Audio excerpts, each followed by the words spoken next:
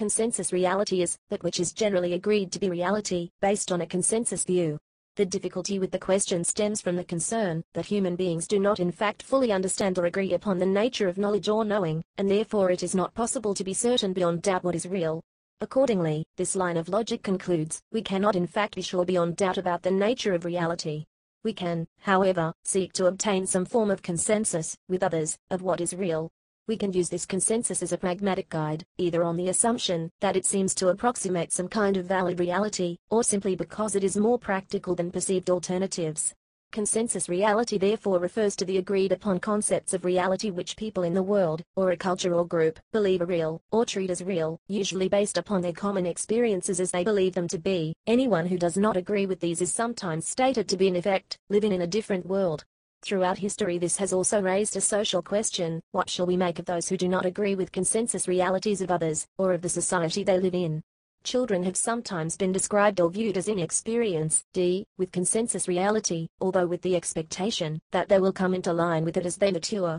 However, the answer is more diverse as regards such people as have been characterized as eccentrics, mentally ill, enlightened or divinely inspired, or evil or demonic in nature. Alternatively, differing viewpoints may simply be put to some kind of objective, though the nature of objectivity goes to the heart of the relevant questions. Test.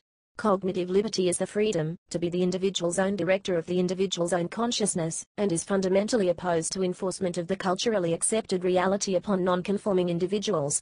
Effects of low cognitive liberty vary from indifference to forced medication, and from social alienation to incarceration to death.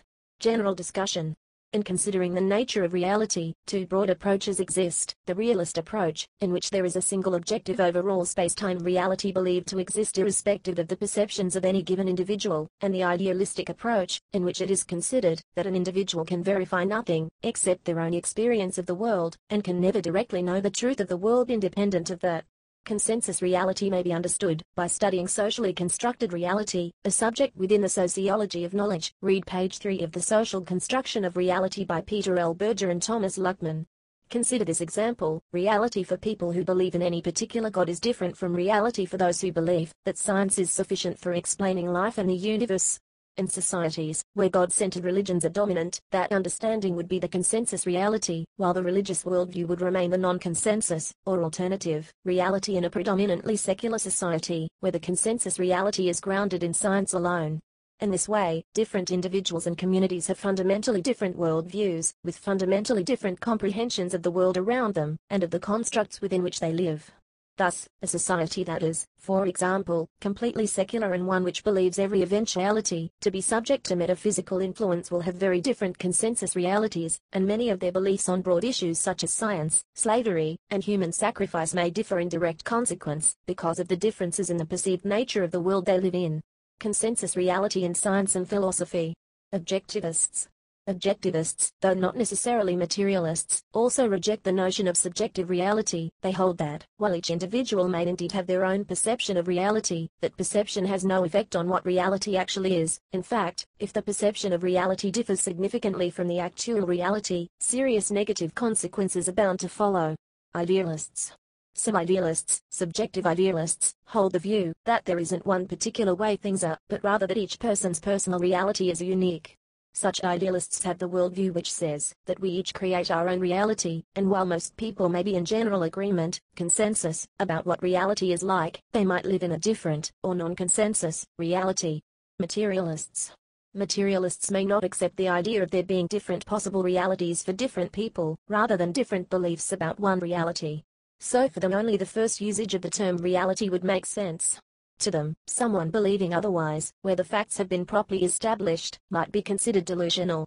Social consequences. Views on the term consensus reality.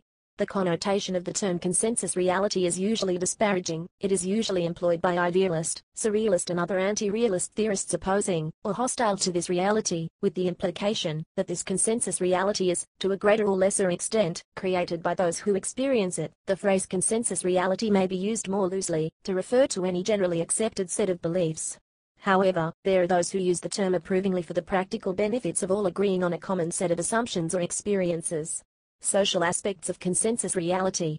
Singers, painters, writers, theorists and other individuals employing a number of means of action have attempted to oppose or undermine consensus reality, while others have declared that they are ignoring it.